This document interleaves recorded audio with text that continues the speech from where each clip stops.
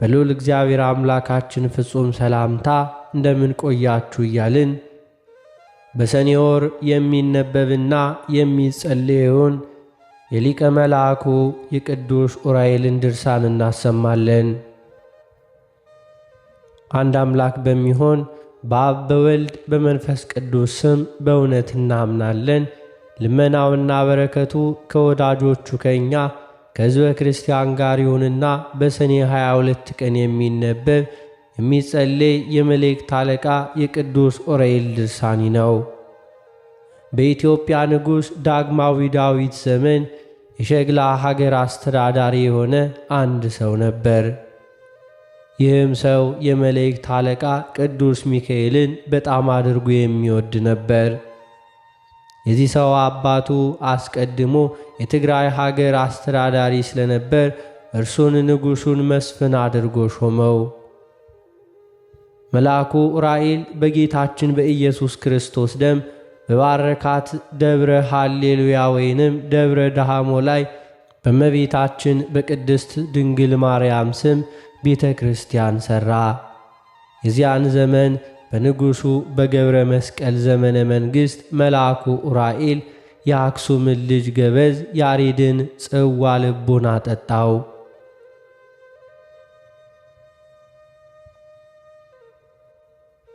እርሱም በመንፈስ ቅዱስ እየተመራ እንደ መላእክት ዜማ ያለ የጣፈጠ ጽዋው ዜማ ደረሰ።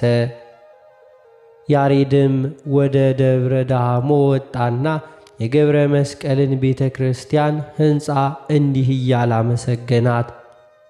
የእውነት ነገሥተ ቤተ ክርስቲያንን በያክንት እንዲሁም በከርከዲን ዕንቁ ሠራት። ይህችውም ለብርሃን ጌታ ናት፣ የጽዋ ንጽሕና አምሳል ናትና። የሕንፃዋን ሥራ ማማር አይቼ 3 ጊዜ ዞርኋት። ቅድመ ዓለም የነበረ ዓለምን አሳልፎ የሚኖር ማደሪያ አድርጓታልና። በክርስቲያን አንደበት በሰላም ለእርሷ ክብር ምስጋና ይገባታል። ከዚህ በኋላ ያሬድና ገብረ መስቀል አባ ሕርያቆስንና ኤፍሬምን ያመጣላቸው ዘንድ ቅዱስ ዑራኤልን ሊለምኑት ተነሱ። ጸሎታቸውን ከጨረሱ በኋላ ከሙታን አስነስቶ አመጣላቸው።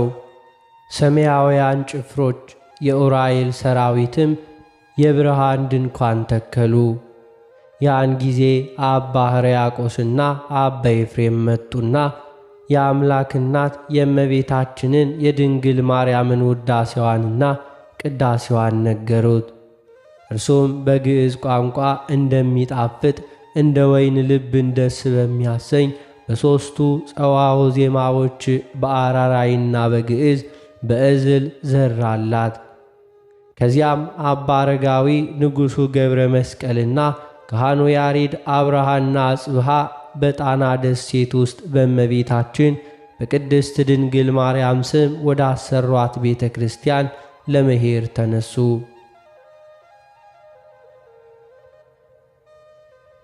እነርሱም ከዚያ ከደረሱ በኋላ ካህኑ ያሬድ በጥዑም ዜማ ደብረ ጽዮንና ደብረ ዳሞን በመልካም መዝሙር እንዳመሰገነ አመሰገናት ወይም ዘመረላት።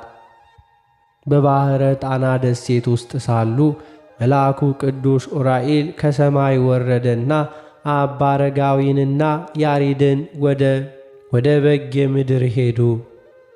በጌታችን በመድኃኒታችን በኢየሱስ ክርስቶስ ደም የባረኳትን የማሳያችሁን አነስተኛ ተራራ አለችና በእርሷ ላይ አምላክን በወለደች በእመቤታችን በድንግል ማርያም ስም ቤተ ክርስቲያን ስሩ አላቸው። ያን ጊዜ ከባሕረ ጣና ተነስተው ወደ በጌ ምድር ሄደው በተራራዋ አካባቢ ደረሱ። ነገር ግን ተራራዋን ለማግኘት ባለመቻላቸው በመፈለግ ዋሉ። እየፈለጓት ሲሄዱ ለተራራዋ ምዕራባ የሚሆን በደቡብ በኩል ተቀምጠው ሳሉ ወደ ታች ተመለከቷት። ጊዜው መሽቶ ነበርና በዚያው ባሉበት ቦታ ላይ በጽኑ ሐሳብ አደሩ። አባ አረጋዊ ቀድሞ ወደ ደብረ ዳሞ ያወጣኝ ዘንድ ዘንዶ ዛሬም በዚህ ቦታ ላይ ተገኝቶ ወደዚች ተራራ ላይ ባወጣኝ እንዴት መልካም በሆነ ነበር እያለ ጸለየ። ይህን ነገር ሲፈጽም ወዲያውኑ መልአኩ ቅዱስ ዑራኤል ከሰማይ ወርዶ ወደ እነርሱ መጣና አባ አረጋዊን ዙር አባ ወደ እርሷም ተወጣ ዘንድ በምስራቅ በኩል ተራራዋን ዙር፣ አስቀድሜ በባሕረ ጣና ደሴት የነገርኋችሁ ተራራ ይህች ናትና አለው። ለልጆችህ ማደሪያ አድርጋት። እንደ ክርስቶስ ወንጌል ሥርዓት ይህችን ቤተ ክርስቲያን በመንፈስ ቅዱስ ለምትወልዳቸው ልጆችህና ለአንተ ጭምር ርስት አድርጎ ሰጥቷችኋልና። አባ አረጋዊም መልአኩ ቅዱስ ዑራኤል እንዳዘዘው አደረገ። አባ አረጋዊና ካህኑ ያሬድም ከተራራዋ ላይ ወጡ። በሦስተኛውም ቀን ንጉሡ ገብረ መስቀል መጣና በተራራዋ ላይ የሐር ድንኳን ተከለ። በተራራዋም ስር ወይንም ከበታቿ እንደዚሁ የንጉሡ ሠራዊት ሰፈሩ። ከዚያም አቡነ አረጋዊ በዚች ባማረች የሐር ድንኳን ውስጥ ቁርባን ሰርቶ ለንጉሡ ለገብረ መስቀል የክርስቶስን ሥጋውንና ደሙን አቀበለው። ያን ጊዜ ካህኑ ያሬድ የሰማይ ካህናት በሚሆኑ በኪሩቤልና በሱራፌል ቃል ዝማሬ ንጉሡ ገብረ መስቀልንና ጻድቁ አባ አረጋዊን አመሰገናቸው። ስለዚህም ይህች ደብር ጽርሐ አርያምና ዙራ አባ ቅድስት ማርያም ተብላ ተሰየመች። ከዚህ በኋላ ካህኑ ያሬድ ጡም የሆነ የዜማን ትምህርት እያስተማረ ገብረ መስቀልም በዚያች ተራራ ላይ ቤተ ክርስቲያን እየሠራ 3 ዓመት ተቀመጡ። አባ አረጋዊም ከእነርሱ ሳይለይ አብሮ ነበርና። ከዚያም ወደ ትግራይ ማለትም ወደ አክሱም ሲሄዱ በሰሜን በኩል በምትገኝ ደብረ ሐዊ ከምትባል ሀገር ደረሱ። በዚያችሁም ሐዊ ከምትባል ቦታ እንደ ደረሱ ያሬድ ከሰው ዓይን ተሰወረና አኗኗሩ ከሰማይ መላእክት ጋር ሆነ።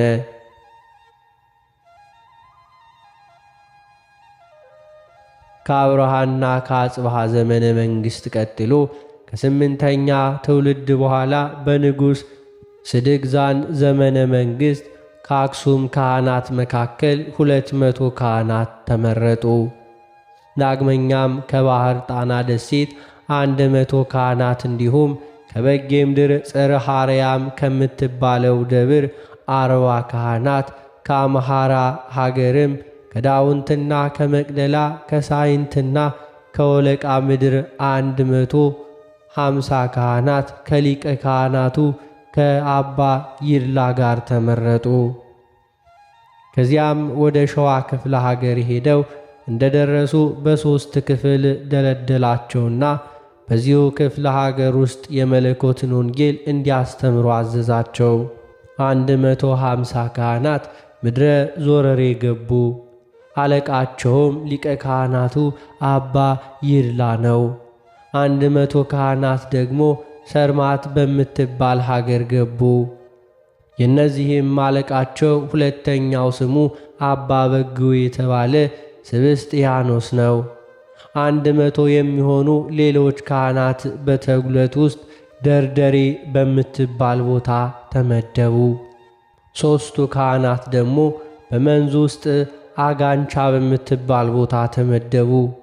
ከዚህ በኋላ ገብረ መስቀል ከተባለ ከአለቃቸው ልጅ ከማቴዎስ ጋር 100 የሚሆኑ ካህናት ተለይተው በይፋት ሀገር ውስጥ የእስላሙ የአሽማት ርስት የሆነችው ጣዖት ተብላ ወደምትጠራው ቦታ ወረዱ።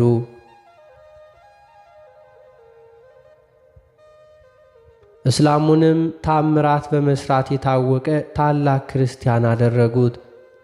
በዚያችውም ሀገር ውስጥ ወንጌልን እያስተማሩ ለብዙ ጊዜ ቆዩ። ከዚህ በኋላ 490ውን ካህናት መልአኩ ቅዱስ ዑራኤል በጌታችን በኢየሱስ ክርስቶስ ደም ወደ ባረካቸው አድባራት ሁሉ መራቸውና እነርሱም የክርስቶስን ወንጌል እያስተማሩ አብያተ ክርስቲያናትን ሠሩ። አምላካችንም መሥዋዕቱን እንደ መልከ ጼዴቅና እንደ አብርሃም መሥዋዕት የተወደደ መሥዋዕት አድርጎ ተቀበለው። ከዚያም በዚህች ቤተ ክርስቲያን ሥጋዬን የበላ ደሜን የጠጣ ሰው ሁሉ ኃጢአቱ ይሰረይለታል፣ ግሩም ከሚሆን ከሲኦል ሞትም ይድናል ሲል ቃል ኪዳን ሰጠው።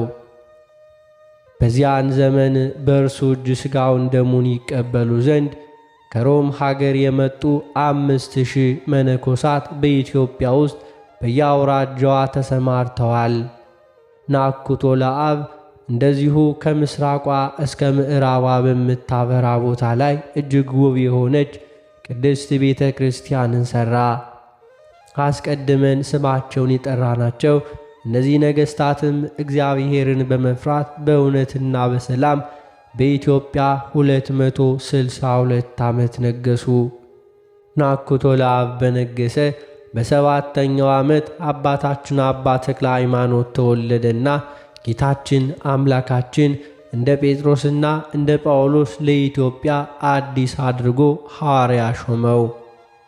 አባታችን አቡነ ተክለ ሃይማኖት በተወለደ በ22 ዓመቱ ኃላፊ የሆነውን ዓለም ንቆ ከእናቱ ከአባቱ ቤት ወጣ።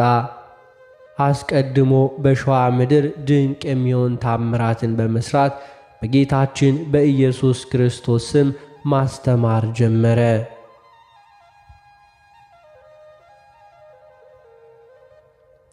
በዚህችም ምድረ ከተታ በምትባል ሀገር 3 ዓመት የሀገሪቱን ሰዎች የክርስትናን ሕግ እያስተማረና እያጠመቀ እንዲሁ ተቀመጠ። ከምድረ ከተታ ጀምሮ እስከ ምድረ ሙገርና በመርሃ ቤቴም አካባቢ ሁሉ አብያተ ክርስቲያናትን ሠራ። ከዚህ በኋላ ይፋት ወደሚባል ሀገር ሄደና እመምህረት ወደምትባል ተራራ ወጣ። በእርሷም ላይ ብዙ አስማተኞች ሲሰግዱና እንዲሁም ሟርተኞችንም አግኝቶ በጸሎቱ ኃይል በተናቸው። በእርሷም ላይ ቅድስት በሚሆኑ በሥላሴ ሃይማኖት ለ9 ወር ያህል የይፋትን ሰዎች እያስተማረ ቆየ። አስቀድመን እንደተናገርነው የአሸናፊ የእግዚአብሔር እናቱ እመቤታችን ቅድስት ድንግል ማርያም ከገሊላው ንጉሥ ከሄሮድስ ፊት ሸሽታ ቀድሞ ከተቀመጠችበት ከዚያም ቦታ አምላክን በወለደች በእመቤታችን በቅድስት ድንግል ማርያም ስም ቤተ ክርስቲያን አሰርቶ የኪዳነ ምሕረትን ጽላት ከዚያ አስገባት። አባታችን አባ ተክለ ሃይማኖት የዚያችን ደብር ጥንታዊ ታሪኳን አግኝቶ ነበርና ከዚህም በኋላ ወደ ደብረ ዳሞና ወደ እናርያ አገር ሄዶ አንድ አምላክ በሚሆን በሥላሴ ስምና በክርስቲያን ሃይማኖት ንጉሡንና የሀገሩን ሰዎች እንዲያስተምር ቅዱስ ዑራኤልን አዘዘው። በዚሁ ሀገር የወንጌልን ቃል እያስተማረና ከንጉሡ ጋር ቤተ ክርስቲያን እየሠራ 12 ዓመት ተቀመጠ። ከዚህ በኋላ ቅዱስ ዑራኤል ለኢትዮጵያ ቅዱሳን መነኮሳት አባት እንዲሆን ከአማራ ሀገር ከአባ በጸሎተ ሚካኤል ዘንድ ሄዶ የምንኩስናን ሥነ ሥርዓት እንዲማር አዘዘው።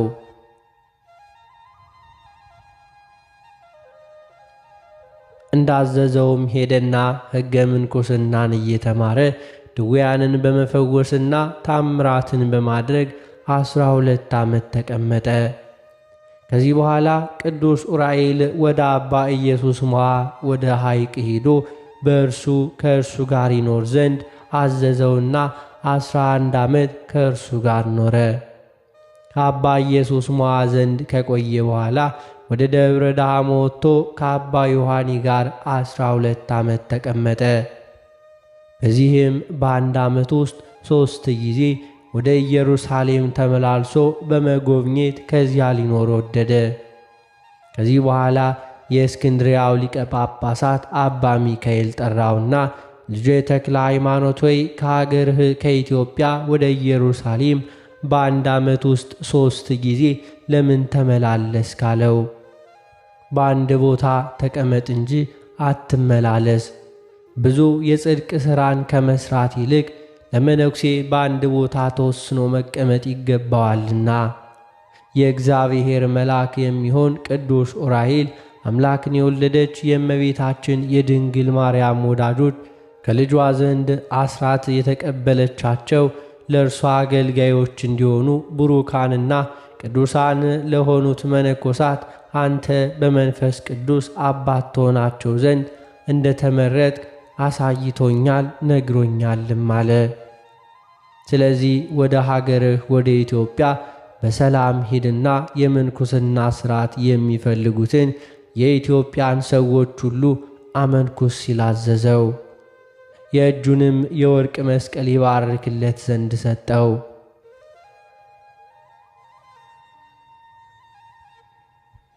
ከዚህ በኋላ ከሊቀ ጳጳሳቱ ከአባ ሚካኤል ዘንድ ተመለሰና ወደ ደብረ ዳሞ ወደ አባ ዮሐኒ ሄደ። ሊቀ ጳጳሳቱ የነገረውንና ያዘዘውን ሁሉ ነገረው። አባ ዮሐኒም ንግግሩን ከሰማ በኋላ እኔም እኮ አምላክን ከወለደች ከእመቤታችን ከቅድስት ድንግል ማርያም ወዳጆች ከሆኑት ከቅዱሳን ወንድሞቻችን መነኮሳት ዘንድ አንተ በሸዋ ክፍለ ሀገር ለሚኖሩ መነኮሳት አባት እንደምትሆን ሰምቻለሁ አለው። እነዚህም የሚገኙበት ቦታ የመላእክት አለቃ ቅዱስ ዑራኤል በጌታችን በክርስቶስ ደም ከቀደሳቸው ስፍራዎች ላይ ነው። ያችም ሀገር ክፍልህ ስለሆነች እግዚአብሔር በእርሷ ውስጥ እንድትኖር ፈቅዶልሃል። ሂደህ በእርሷ ዘንድ በሰላም ተቀመጥ አለው። ከዚህ በኋላ ከደብረ ዳሞ ተነስቶ ወደ ደብረ ሊባኖስ ሄደና ከዚያ ተቀመጠ። አባታችን አቡነ ተክለ ሃይማኖት በወለዱት በ48 ዓመት ይኩኖ አምላክ ነገሰ። ከነገሰም ከ2 ዓመት በኋላ አባታችን ደብረ ሊባኖስ ሲገቡ ዕድሜያቸው 50 ዓመት ነበር። ይህም ሃይማኖቱ የቀና ንጉሡ ይኩኖ አምላክ በዚሁ በአባ ተክለ ሃይማኖት ጸሎት ቅባ መንግሥት ተቀብሎ በኢትዮጵያ ላይ ነገሰ። በመላእክት አለቃ በቅዱስ ዑራኤል ድርሳን ውስጥ ይህ ተብሎ የተነገረው ቃል የስሙ ምልክት ተፈጸመ። ይኩኖ አምላክ በመጀመሪያ ዘመነ መንግሥቱ ወደ ሮሃ ሀገር ሄደና የጻድቁ ንጉሥ ላሊበላን ሕንጻ አይቶ በዚያው አምሳል አምላክን በወለደች በእመቤታችን በቅድስት ድንግል ማርያም ስም ቤተ ክርስቲያን ሠራ።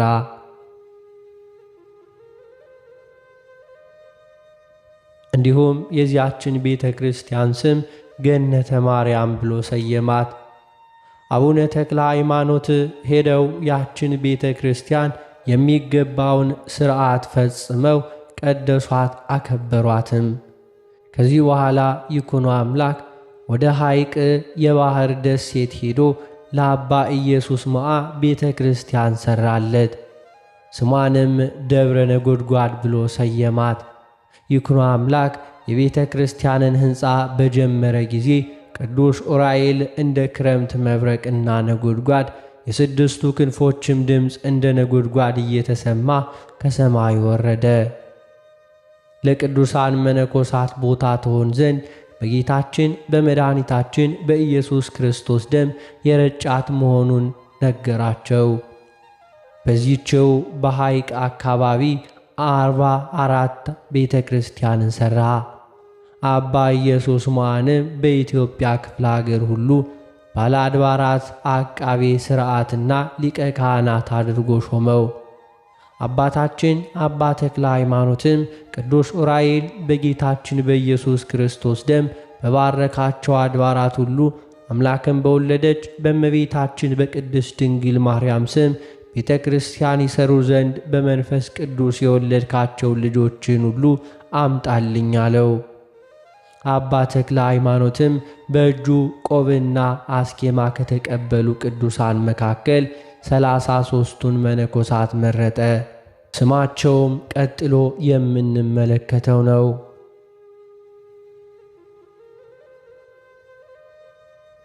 የትግሬው ሀገር የደብረ በንኮሉ አባ መድኃኒ ነግዚና የሰለዋው አባ ዮሐንስ፣ የአብይ አዳው አባ ዳንኤልና የጎንዙ አባ አግናጢዮስ፣ የጃናሞራው አባ በርቶሎሜዎስና የደብረ አፍላው ሁለተኛው አባ በርቶሎሜዎስ፣ የመቅደላውና የአንጎቱ አባ ዮሴፍ፣ የላይኛው በጌምድር አባ አሮን፣ የታይታይ በጌምድር አባ ብንያሚንና የሀገረ ሙጃዋ አባ ሰላማ፣ የእንፍራዙ አባ ማትያስና የቆለላው አባ እንድርያስ እንዲሁም የዘጌው አባ ዮሐንስ፣ የዳዳው አርአያ ነጸጋሁ የጸጋው አምባ አባ ዮሐንስ፣ ሁለተኛው ዮሐንስ፣ የኦፍ አንጭ ገዳምና የኢየሩሳሌም ደብር አባ ዮሐንስ፣ የታችኛው ወለቃ አባ ተስፋ ሥላሴ፣ የደማስቆው ይተዋረክ እግዚእና እንዲሁም አባ ማቴዎስ፣ የአመልሳው ክርስቶስ ቤዘወንና የደርጋው አባ ክርስቶስ ሞዓ፣ የየሻውና የመርሃቤቴ አባ ፊቅጦርና የእምቢዞሎው ቆሞስ አባ ጴጥሮስ፣ የኢፋቱ አባ ዮሐንስና የዮጎራው አባ ዮሐንስ፣ የአጋንቻው አባ ገብረ ናዝራዊና የሳፍዱ አባ ዮሐንስ፣ የዥማው አባ እንድርያስና የደብረ በጉ አባ ፊላታዎስ፣ የሞረቱ አባ ዜና ማርቆስና የእልናቱ አባ ዮሐንስ፣ የወይባው አባ ዮሐንስና የሙገሩ አባ መስቀለ ሞዓ፣ ቅዱስ ዑራኤል በጌታችን በኢየሱስ ክርስቶስ ደም በቀደሳቸው በኢትዮጵያ በተለያዩ አውራጃዎች ሁሉ አምላክን በወለደች በእመቤታችን በቅድስት ድንግል ማርያም ስም ቤተ ክርስቲያናት የሰሩ 33ቱ ቅዱሳን መነኮሳት እነዚህ ናቸው።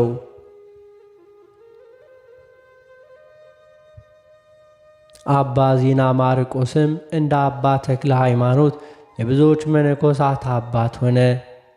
በመንፈስ ቅዱስ የወለዳቸው ልጆቹ ብዙ አብያተ ክርስቲያናትን ሰርተዋል።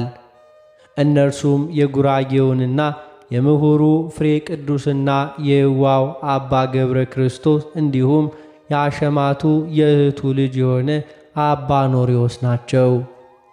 በእንደዚህ ያለ ሥራ ሳሉ የእነዚህ የተመረጡ መነኮሳት አባቶች የሆኑ ሁለቱ ቅዱሳን አባ ተክለ ሃይማኖትና አባ ዜና ማርቆስ እግዚአብሔርን የሚወድና ሃይማኖቱ የቀና የሆነ በንጉሥ ይኩኖ አምላክ ዘመነ መንግሥት በሰላምና በክብር አረፉ። የእነዚህ ቅዱሳን ጸሎትና በረከት እንዲሁም የመላእክት አለቃ የቅዱስ ዑራኤል ሀብተ ረድኤቱ በሁላችን በወዳጆቹ በሕዝበ ክርስቲያን ላይ ጸንቶ ይኑር ለዘላለም አሜን።